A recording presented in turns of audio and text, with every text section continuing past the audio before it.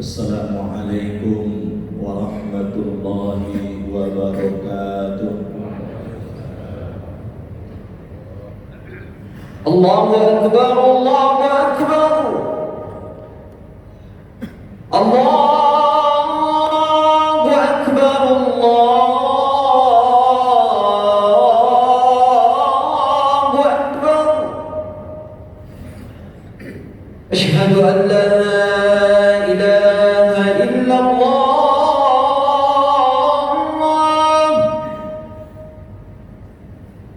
Asyhadu an la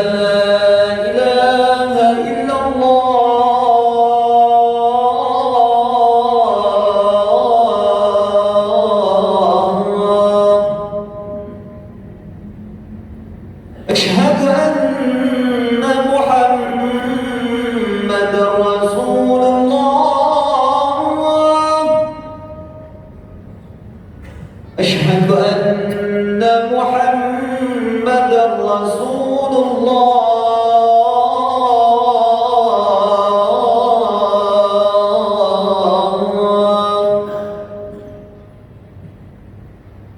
حي على الصلاة.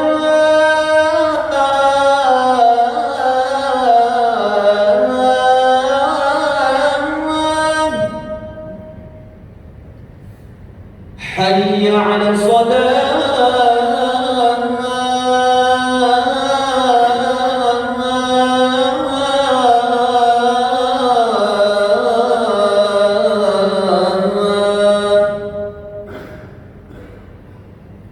حي على الفلاح.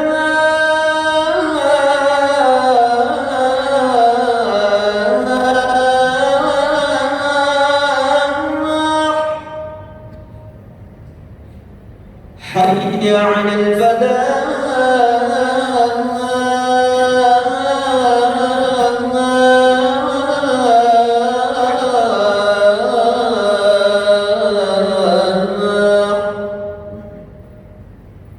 الله أكبر، الله أكبر. لا إله إلا الله.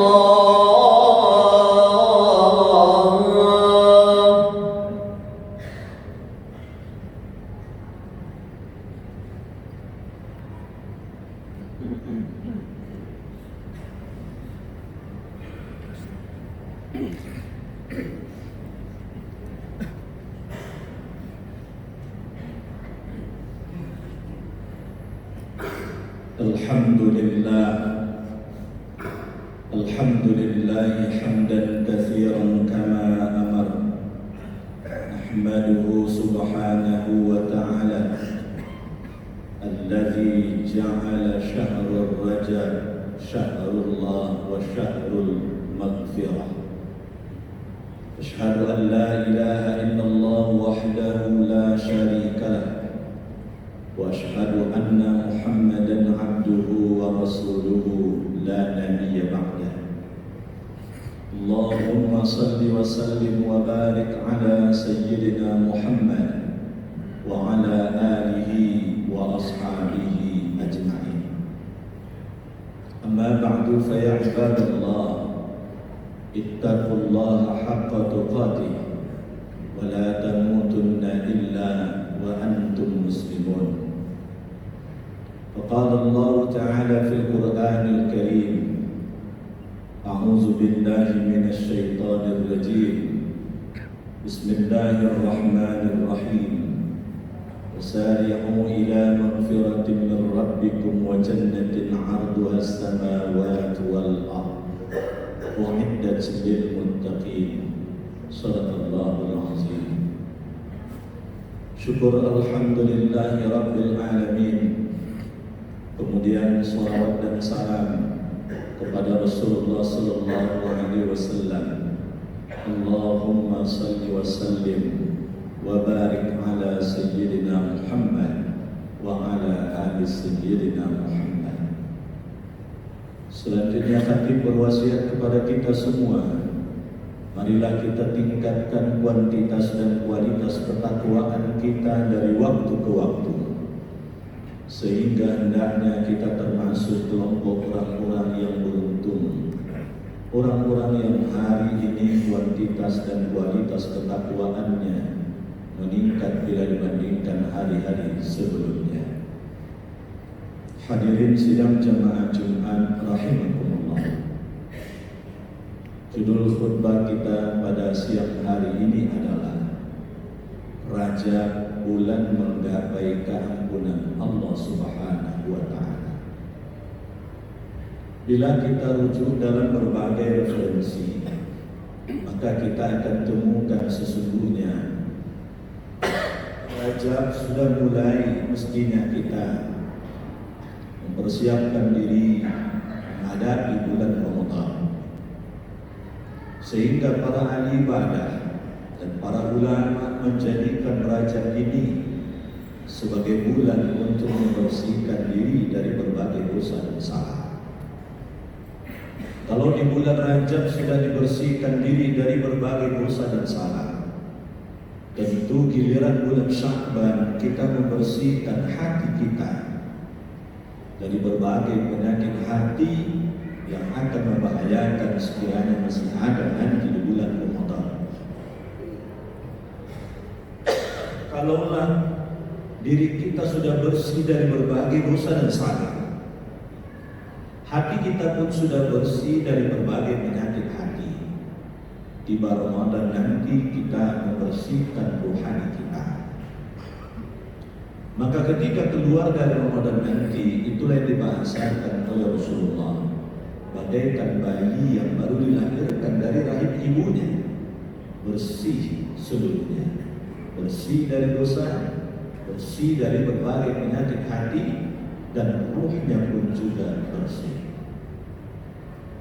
Karena itu di bulan Rajab ini kita diperintahkan untuk berusaha maksimal agar keampunan dari Allah Subhanahu wa Ta'ala tersebut kita peroleh. Bukan berarti di luar bulan Rajab kita tidak memohon ampun kepada Allah, tetapi Rajab ini mestinya mendapat perlakuan istimewa dari kita, sehingga dosa-dosa yang pernah kita lakukan pada masa lalu kita semuanya kita insafi. Sadarilah oleh kita ketika kita masih menyepelekan dosa. Kata Ali bin Abi Thalib, sekalipun kecil dia di sisi Allah menjadi besar. Sekalipun dia sedikit, tapi ketika disepelekan di sisi Allah menjadi banyak. Sadarilah oleh kita bahwa ketika membiarkan dosa tanpa diinsafi dan ditaubati kepada Allah, banyak mudarat dan dampak negatif yang akan terjadi pada diri kita. Dosa menggelisahkan diri kita, maka istighfar dan keampunan Allah akan membawa ketenangan bagi diri kita. Dosa akan mengotori hati kita, maka taubatlah untuk membersihkan dan menjernihkan hati kita, sehingga cahaya hidayah dari Allah yang sudah disiapkan akan mampu menembus ke dalam hati kita, yang akan membimbing totalitas jasmani dan rohani kita dalam hidayah Allah. Sadari oleh kita bahwa sesungguhnya dosa menjadikan kita jauh dari Allah, maka keampunan dari Allah lah yang menjadikan kita dekat dengan Allah. Coba kita renungkan bagaimana Allah mengabadikan peristiwa Nabi Adam di dalam Al-Quran. Ketika Allah menempatkan Nabi Adam dan Siti Hawa di dalam surga, ketika keduanya belum berdosa, Allah berpesan, wa qulna ya Adam uskun anta wa zawjuka al-jannah wa kula minha ragadan haitsu syi'tuma wa la taqraba hadhihi asy-syajarah fatakuna minadh dhalimin. Allah berkata kepada Nabi Adam, tinggallah engkau beserta istri engkau di dalam surga. Makanlah oleh kalian berdua apa saja yang enak bagi kalian, tapi jangan dekati pohon ini, sebab itu menjadikan kalian sebagai orang yang zalim pada diri kalian sendiri. Jangan dekati pohon ini. Ada kata ini. Satu kata yang digunakan untuk menunjukkan sesuatu yang dekat. Artinya Allah ketika itu berarti dekat dengan Nabi Adam, seperti dekatnya Nabi Adam dengan Allah. Tetapi ketika Nabi Adam dan Siti Hawa telah melanggar larangan Allah, dilarang mendekati pohon khuldi, tapi keduanya justru memakan buah khuldi, maka Allah abadikan dalam Al-Quran, wa nadahuma rabbuhuma alam anhakuma an tilkuma syajarah. Tuhan mereka menyeru kepada keduanya. Kalaulah bahasanya menyeru, berarti disuruh itu jauh. Bukankah aku telah melarang kalian berdua untuk mendekati pohon itu? Tidak lagi pohon ini. Kata yang digunakan adalah kata itu. Satu kata yang digunakan untuk menunjukkan sesuatu yang jauh. Berarti dosalah menjadikan kita jauh dari Allah. Sehingga ketika kita mendapatkan keampunan dari Allah, tentu kita kembali dekat dengan Allah. Sadarilah oleh kita bahwa ketika dosa belum juga kita insafi, berbagai musibah dan bencana siap menanti kehidupan kita. Berbagai kesulitan ekonomi, berbagai kegagalan panen, paceklik kemarau panjang akan terjadi. Kesulitan-kesulitan pun akan terjadi, bahkan penyakit pun akan menerpa orang yang tidak menginsafi dosa dan kesalahan. Karena itu, menggapai keampunan Allah haruslah diusahakan secara maksimal oleh kita. Allah itu Maha Pengampun. Sebesar apapun dan sebanyak apapun dosa kita, ketika kita dengan sepenuh hati meminta ampun kepadanya, Allah akan ampuni dosa kita. Maka di dalam satu hadis qudsi yang diriwayatkan dari sahabat Rasul yang bernama Anas bin Malik, diikhrajkan oleh Imam At-Tirmizi, menurut para ahli hadis, hadis ini adalah sahih.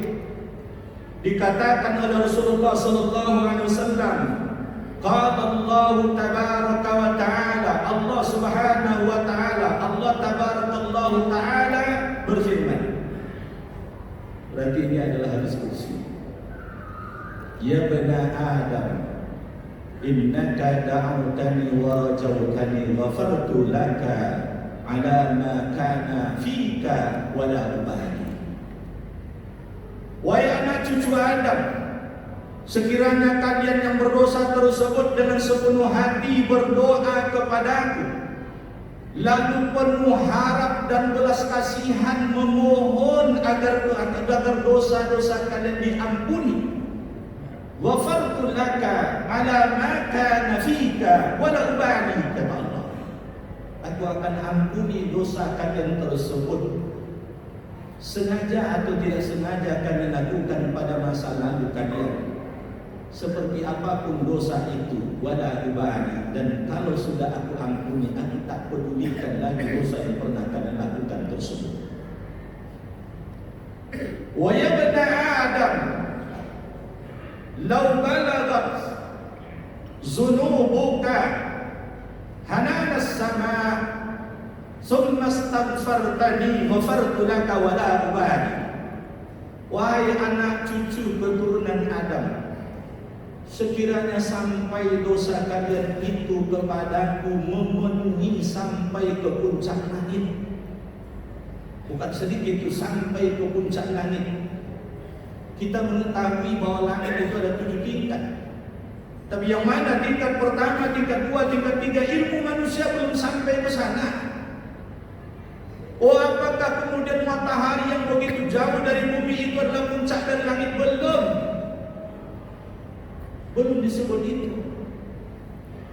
Karena yang ada di sekitar kita ini baru dalam bentuk galaksi Bima Sakti, sumber panasnya matahari, planet-planet yang mengelilingi matahari tersebut. Ada planet bumi, ada planet Mars, planet Jupiter, Uranus, Saturnus, bahkan juga sebagian mengatakan Pluto. Lalu kemudian masing-masing planet tersebut ada pula bulan-bulan yang mengelilingi planet planet-planet tersebut. Itu baru satu galaksi, masih banyak miliaran galaksi di alam raya ini, dan boleh jadi itu baru langit pertama, boleh jadi. Lalu langit kedua dan sampai ketujuh itu mana? Jadi seakan disebutkan oleh Allah, penuh itu sampai ke langit tujuh puncaknya dosa kalian. Tetapi kalian kemudian beristighfar, meminta ampun kepadaku. Ghafartu laka, aku akan ampuni dosa kalian tersebut. Walau bani, dan aku tidak pedulikan lagi seperti banyak apapun dosa kalian tersebut. Karena itu, bapak-bapak, jangan pernah menyombongkan diri ketika kita kondisi sekarang ini sedang soleh, sehingga menyepelekan saudara-saudara kita yang sekarang ini boleh jadi sedang bergelimangan dengan kemaksiatan. Karena orang yang bergelimangan dengan kemaksiatan sekalipun, sebagaimana disebutkan oleh Allah dalam hadis qudsi tersebut, ketika dia betul-betul sepenuh hati beristighfar kepada Allah, diampuni dosanya. Dan belum tentu kita yang soleh ini akhir hayat kita pasti soleh. Boleh jadi menjadi akhir hayat kita, tahu-tahu kemudian tersesat saja kita. Itu sebabnya ada doa yang diajarkan oleh Rasulullah yang tak boleh kita lupakan. Allahumma khtim a'malana wa ajalana bi husnil khatimah, wa la takhtim a'malana wa ajalana bi su'il khatimah. Ya Allah, akhiri ajal kami dan amal perbuatan kami dengan husnul khatimah. Jangan akhiri ajal dan amal kami dengan su'ul khatimah. Sebab ada kisah dua orang kakak beradik, yang satu kakaknya bergelimangan terus dengan kemaksiatan, hari-harinya mabuk-mabukan, judi, maksiat. Adiknya selalu menghabiskan waktu di masjid beribadah kepada Allah. Tahu-tahu di akhir hayatnya keduanya berbolak-balik. Adiknya penasaran melihat abangnya penuh dengan kemaksiatan, gembira terus. Dia ingin mencoba pula bagaimana rasanya kalau bermaksiat tersebut.